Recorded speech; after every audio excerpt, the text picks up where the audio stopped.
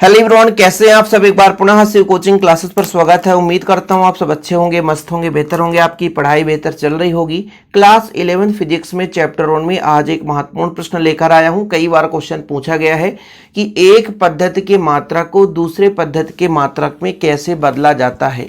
जैसे बच्चों यहाँ पर मैं आपको बता दूं कि गुरुत्वीय त्वरण का जी का मान कितना होता है, तो सबको पता है कि 9.8 मीटर पर सेकेंड होता है। ये मीटर और सेकेंड है, मतलब लंबाई का मात्रक यहाँ पे मीटर है और समय का सेकेंड है। इसको यदि हम आपसे कह दें कि किलोमीटर और मिनट में बदलो तो जी का जो मान आ जाता है वो आता है 35.3 किलोमीटर प्रति मिनट। क्या बच्चों, प्रति मिनट ये आ जाता है। यानी मीटर सेकेंड से किलोमीटर मिनट में हमने बदला। तो अब इसके लिए एक फार्मूला चाहिए ना, उसी फार्मूला को हम यहाँ पर निकालेंगे कि एक भौतिक राशि का जो है मान इतना है, उसको एक पद्धति से दूसरे पद्धति में जब बदलते हैं तो उसको दर्शाने के लिए उसका मान कितना हो जाएगा।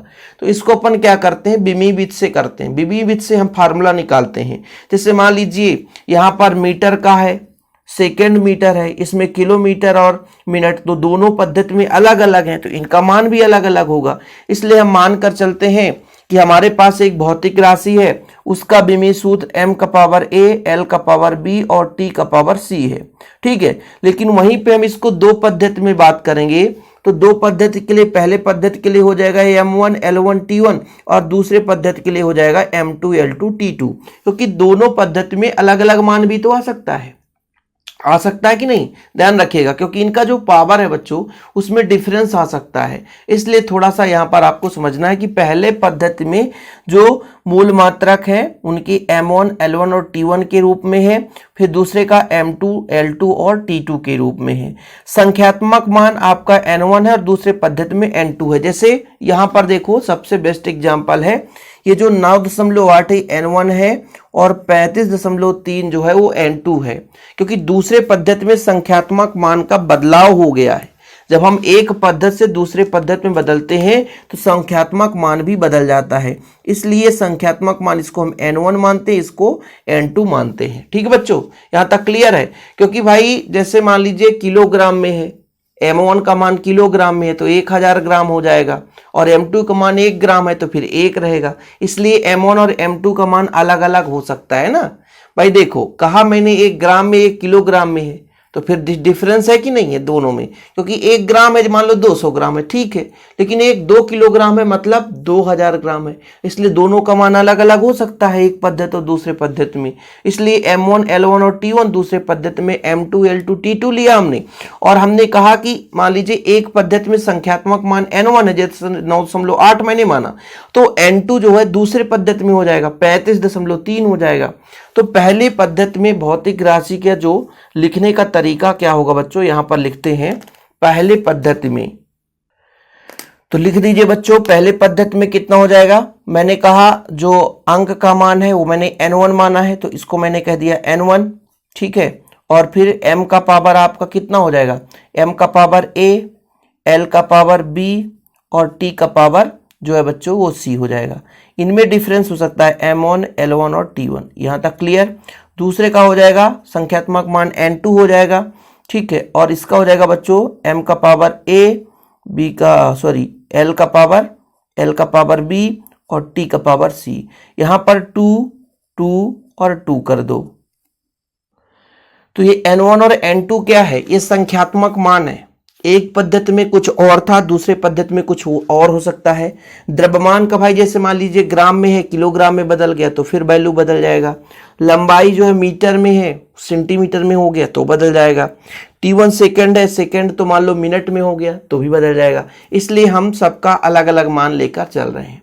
यहाँ तक क्लियर। लेकिन आपने पढ़ा होगा विमीय समांगता से, भाई विमीय सूत्र तो समान रहेगा चाहे वो किसी भी पद्धति में हो, इसलिए वो विमीय सूत्र समान होगा। इसलिए बच्चों हम दोनों को बराबर कर सकते हैं। जैसे हमने यहाँ पे कहा कि n1 जो है, n1 है m1 का पावर a, l1 का पावर b, t1 का पावर c, ये बराबर होगा बच्चों n2 m2 का पावर a, l2 का पावर b और t2 का पावर c। ये दोनों बराबर है। ठीक है, अब हम कहते हैं कि n1 का मान दिया है और हमें n2 निकालना है, या n2 का मान दिया है तो हमें n1 निकालना है, दोनों भी तो हो सकता है ना। ठीक है, तो जैसे मुझे मान लो n2 निकालना है, n2 बच्चों, तो आपका ये n1 रहेगा अपने हिसाब से, और यहाँ पर ये आपका है m1 का पावर a, l1 का पावर b, t1 का पावर c, और ये गुणा में इधर जाएगा तो भाग में हो जाएगा, यानी आपका हो जाएगा m2 का पावर a, l2 का पावर b और t2 का पावर c हो जाएगा। यहाँ तक हो जाएगा कि नहीं, कोई दिक्कत तो नहीं है। अब इसको मैं अलग अलग कर दूं, m1 और m2, l1 l2 का पावर समान है, तो इनको अलग अलग कर सकता हूं कि नहीं कर सकता, बताइए। अलग अलग आसानी से कर सकता हूं। तो इनको जब अलग अलग करूंगा तो एक फार्मूला आ जाएगा, मुझे दूसरे पद्धति में इसका मान निकालना है, तो n1 हो जाएगा, यहाँ पर आप देखना m1 बटा m2 और दोनों का पावर आपका स्मॉल a है।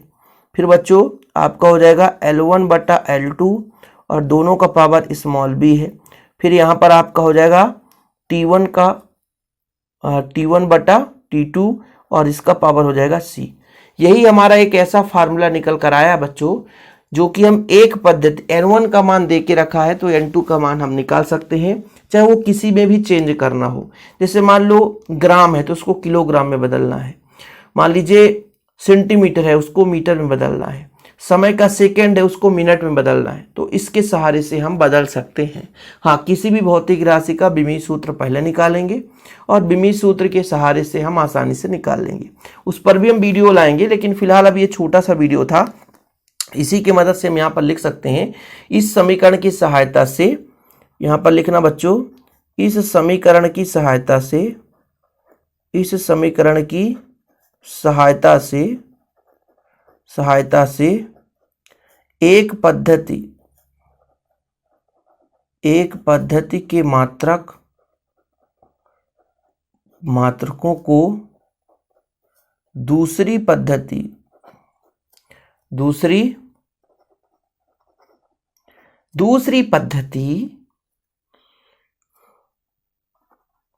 के मात्रकों को दूसरी पद्धति के मात्रकों में परिवर्तित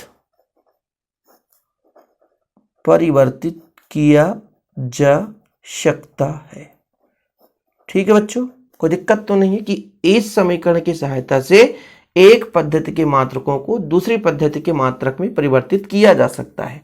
और यदि बच्चों आपको नोट्स लेना है तो मेरा पर्सनल नंबर आप नोट कर लेना, 9685299149, 9685299149। इस नंबर पर आप कांटेक्ट करके नोट्स ले सकते हैं और प्रॉपर रूप से तैयारी कर सकते हैं। फिलहाल अभी के लिए इतना ही। जय हिंद, वंदे मातरम।